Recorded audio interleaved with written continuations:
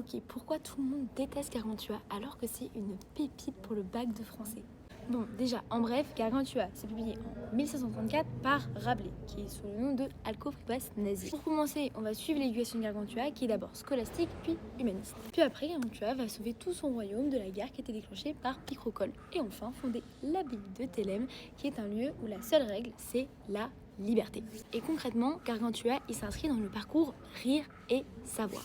Déjà d'un côté, Rabelais, il fait rire, que ce soit avec le comique de mots, le comique de situation, de caractère. Bon, même si après, c'est à chacun d'en juger. Donc si on veut prendre un exemple de l'humour scatologique dans Gargantua, on peut parler par exemple de la liste des torches-culs. Ouais, Rabelais est toujours dans la finesse. Sauf que tout ça, c'est pas juste pour rigoler. Rabelais, il a un vrai objectif, c'est de transmettre un savoir. Et on commence par la critique de l'éducation scolastique, où on comprend que apprendre bêtement sans comprendre, ça sert à rien. Retenez bien ça pendant vos révisions. Au final, Rabelais, il a plutôt tendance à privilégier une éducation humaniste qui met donc l'accent sur la réflexion et le plaisir d'apprendre. Puis Rabelais, il s'attaque à la guerre et au caractère belliqueux. En gros, c'est ceux qui cherchent des conflits, comme avec le personnage de Picrochole.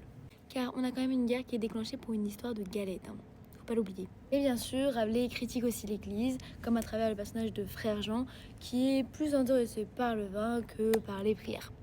Donc au fond, dans son roman, Rabelais y défend l'humanisme et une société où à la fois l'éducation et la liberté forment un homme accompli. Et à travers son rire, Rabelais, il exclut ceux qui ne savent pas rire et annonce même l'idéal du classicisme, plaire et instruire. Voilà, j'espère que je t'ai convaincu d'aimer Gargantua et pour plus de vidéos, abonne-toi!